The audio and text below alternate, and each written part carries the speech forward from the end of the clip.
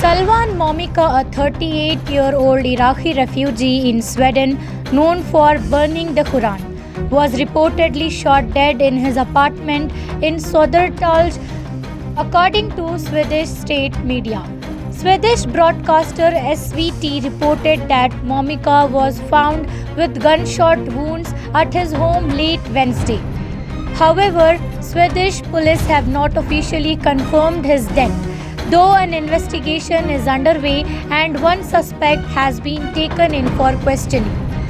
Momika gained global attention in 2023 when he burned the Quran twice, once outside a mosque in Stockholm and again outside the Iraqi embassy, sparking outrage in Iraq and other Muslim nations.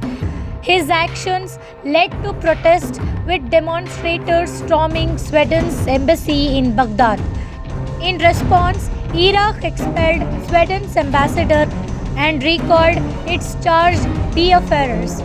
Despite receiving permission from Swedish authorities under freedom of expression law, Momika was later charged with agitation against an ethnic group by a Swedish prosecutor in August.